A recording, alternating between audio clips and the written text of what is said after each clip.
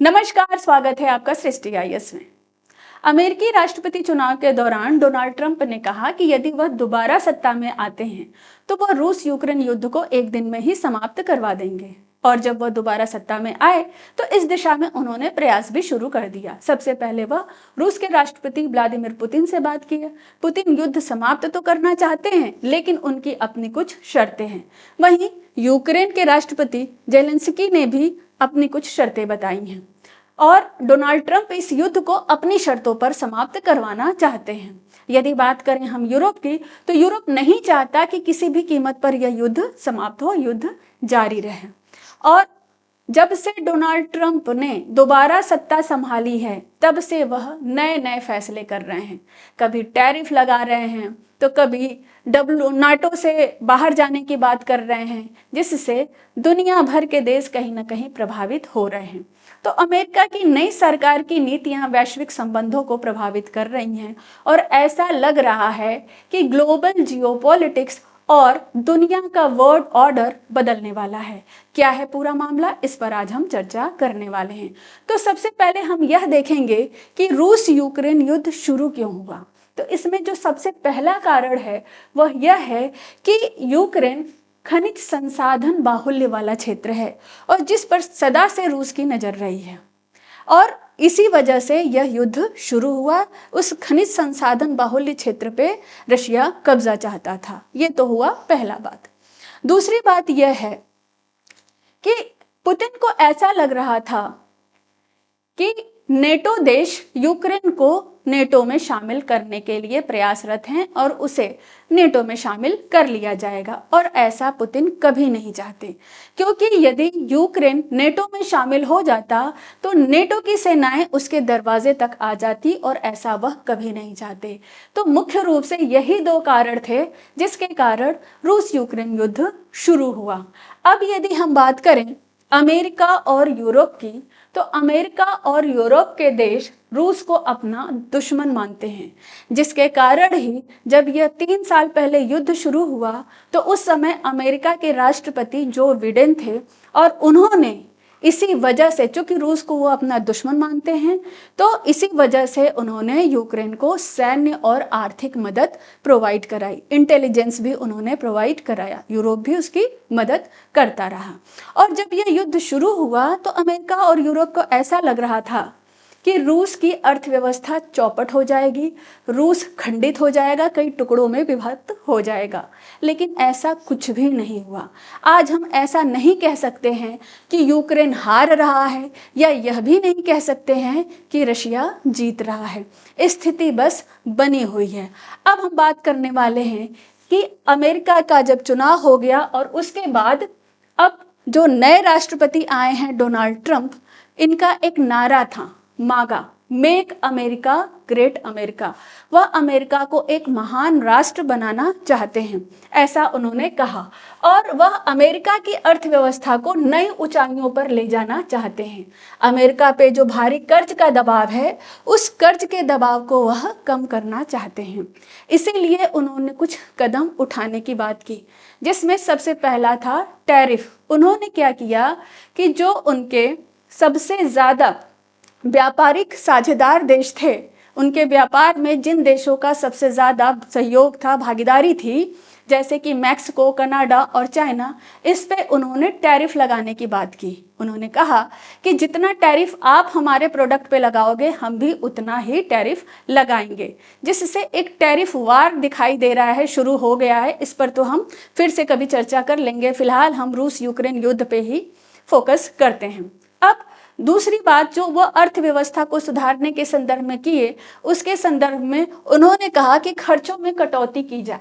जब खर्चों में कटौती की बात की गई तो रूस यूक्रेन युद्ध में सबसे ज्यादा $350 बिलियन अमेरिका ने खर्च किया। उस पर उन खर्चों के बारे में फिर ट्रंप ने सोचा कि उसे कैसे पूरा किया जाए। इसीलिए उन्होंने इस युद्ध को अपनी शर्तों पे समाप्त कराने की बात कही। अब यदि हम बात करें तो इस संदर्भ में सबसे पहले युद्ध को वो समाप्त करना चाहते थे, है ना। तो युद्ध को समाप्त करने की दिशा में सबसे पहले वह रूस के राष्ट्रपति व्लादिमीर पुतिन से बात की।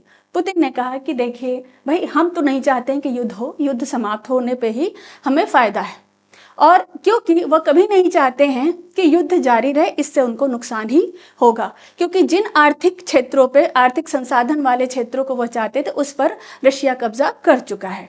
तो उन्होंने कहा कि भाई हम युद्ध को समाप्त करना चाहते हैं, लेकिन हमारी दो शर्तें हैं। कौन कौन सी?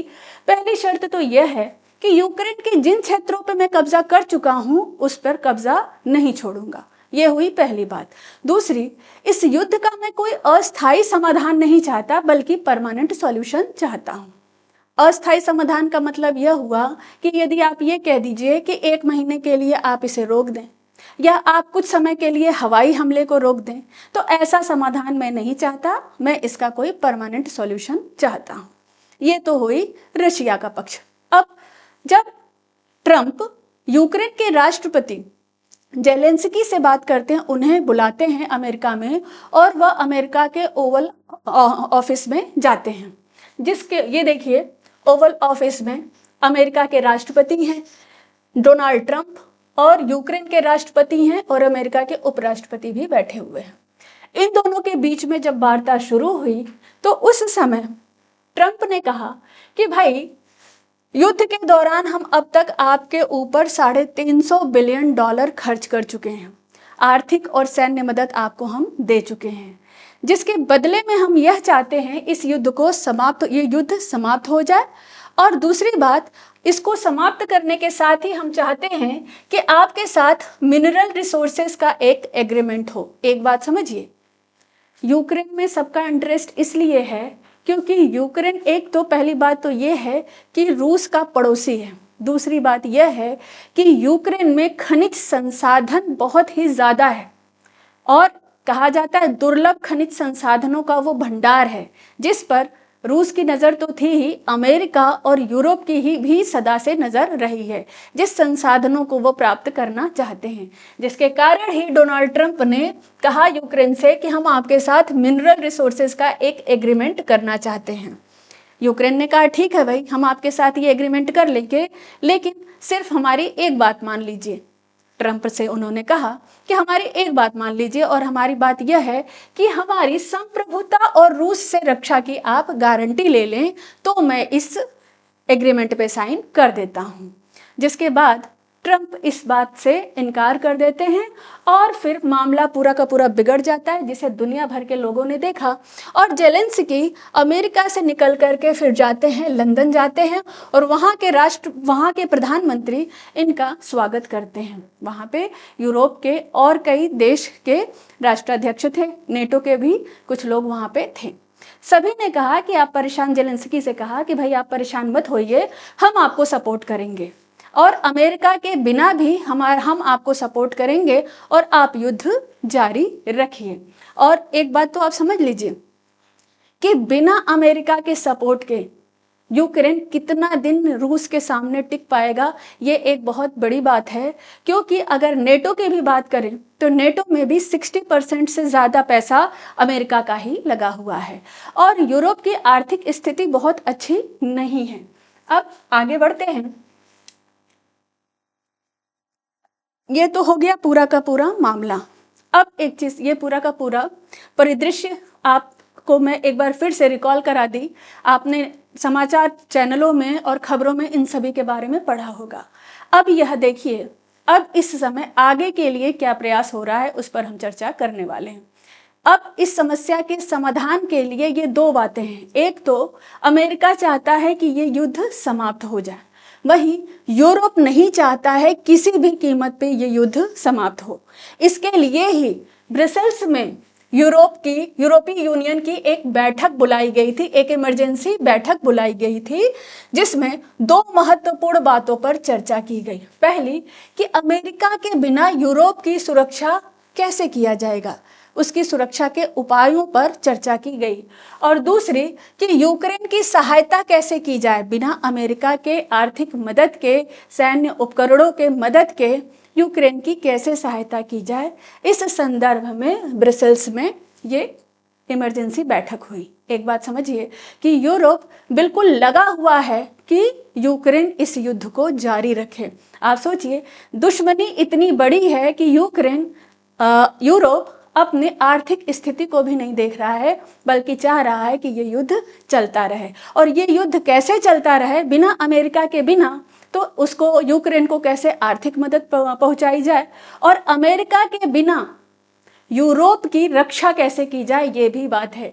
क्योंकि यदि ये युद्ध जारी रहता है तो संभावना ये भी है कि रूस जल्दी ही यूरोप के अन्य देशों पर तक पहुंच जाएगा, यदि युद्ध चलता रहा, इसी तरीके से समाप्त नहीं हुआ, जबकि ऐसा होना नहीं चाहिए। इस युद्ध को अब समाप्त हो जाना चाहिए। आगे बढ़ते हैं। एक चीज और समझिए कि यूक्रेन के राष्ट्रपति ने कहा, जेलेंस्की ने कहा है, अमेरिका अभी भी लगा हुआ है कि कैसे इस युद्ध को समाप्त करवा दे। और इसी दिशा में यूक्रेन के राष्ट्रपति ने कहा, जेलेंस्की ने कहा कि रूस यूक्रेन जंग को लेकर के अगले सप्ताह सऊदी अरब में अमेरिका के साथ एक बैठक होगी। इस बैठक में शुरुआती युद्ध विराम के लिए एक फ्रेमवर्क पर चर्चा होगी। अब ये तो हुआ अमेरिका का पक्ष। अब आगे हम बढ़ते हैं। एक चीज और समझिए,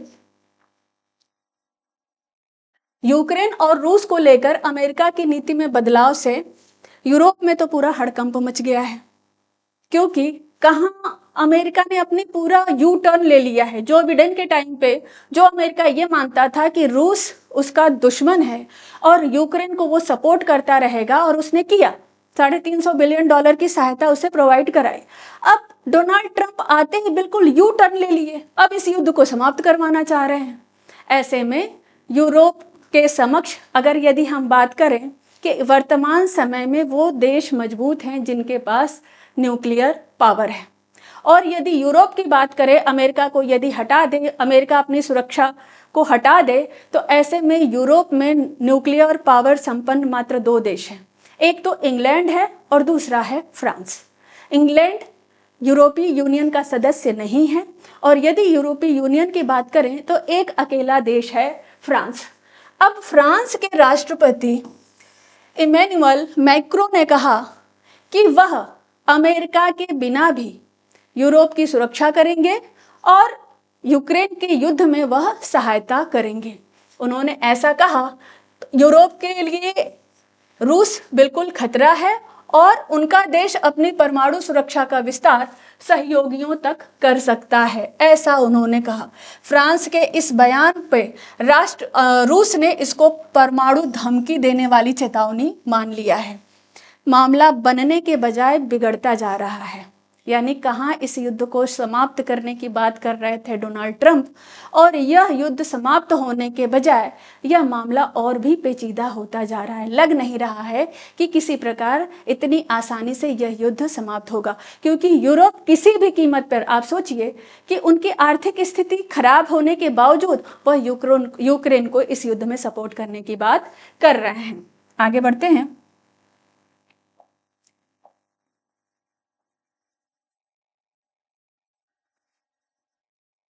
अब एक बात और समझ लीजिए, अगर अमेरिका के बिना यूरोप अगर चाहे यूक्रेन को इस युद्ध में सपोर्ट करना, तो उसके पास क्या क्या विकल्प हो सकते हैं, कैसे वह इस यूक्रेन की सहायता करेगा, क्योंकि उसकी अपनी आर्थिक स्थिति अच्छी तो नहीं है। इसमें जो पहली बात यह है कि जैसा अमेरिका चाहता था मिनरल्स डील करना, तो अगर वो मिनरल्स डील हो जाती तो अमेरिका के साथ, अमेरिका यूक्रेन के बीच में साझेदारी हो जाती। वही डील अब यूक्रेन और यूरोपीय यूनियन, यूरोप के कई देशों के साथ हो सकता है, क्योंकि वहाँ के मिनरल्स का उपयोग करके वह आर्थिक रूप से उसकी मदद कर सकते हैं। ये तो हुई पहली बात। दूसरी बात यह है कि यूरोप जब यूक्रेन को आर्थिक मदद देगा तो बदले में वह कुछ न कुछ चाहेगा, और ये समझ लीजिए जब भी युद्ध समाप्त हो जाएगा, क्या यूक्रेन इस स्थिति में होगा कि उस आर्थिक मदद को, जो भी वह पैसा दिया जा रहा है, उस पैसे को वह लौटा सके। ये हुई दूसरी बात।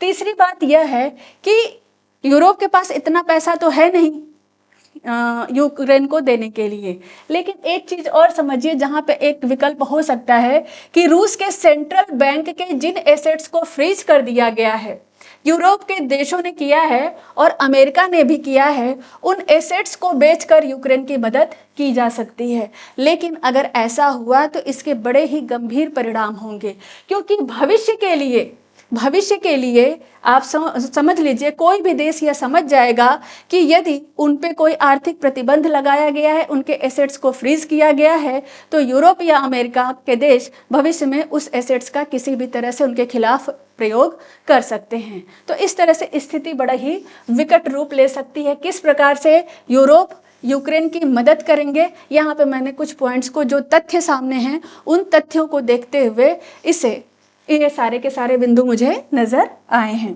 अब आगे बढ़ते हैं।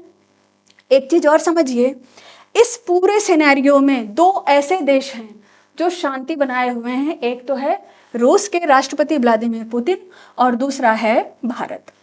तो इन दोनों की शांति के पीछे का कारण क्या है? क्योंकि रूस जान रहा है कि दोनों ही स्थिति में उसी का फायदा है, इसीलिए व्लादिमीर पुतिन शांति से सिर्फ स्थिति को देख रहे हैं, समय दे रहे हैं कि अमेरिका का अगला कदम क्या होगा, यूरोप का अगला कदम क्या होगा। और यदि हम भारत की बात करें तो ये सारा जो सारी स्थिति है, इसमें भारत कहीं ना कहीं मजबूती से निकलकर सामने आ रहा है।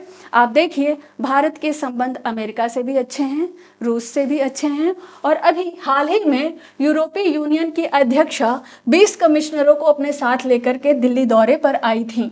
ऑस्ट्रेलिया, इंग्लैंड, फ्रांस, जर्मनी, ये सभी भारत के साथ ट्रेड एग्रीमेंट करना चाहते हैं। और एक इसी बीच अच्छी खबर यह है, ये परसों की खबर है कि चाइना के एनुअल मीटिंग में चीन के जो विदेश मंत्री हैं, उन्होंने कहा कि भारत और चीन को अपने द्विपक्षीय रिश्तों को मजबूत करने के लिए एक साथ मिलकर काम करना चाहिए। ये दोनों साथ मिलकर के काम करेंगे तो एलिफेंट और ड्रैगन डांस करेंगे। ये स्टेटमेंट इस समय 2 दिन से सभी अखबारों में और टीवी चैनलों पे दिखाया जा रहा है। अच्छा, आगे बढ़ते हैं। तो इस प्रकार ये है सारा का सारा मामला।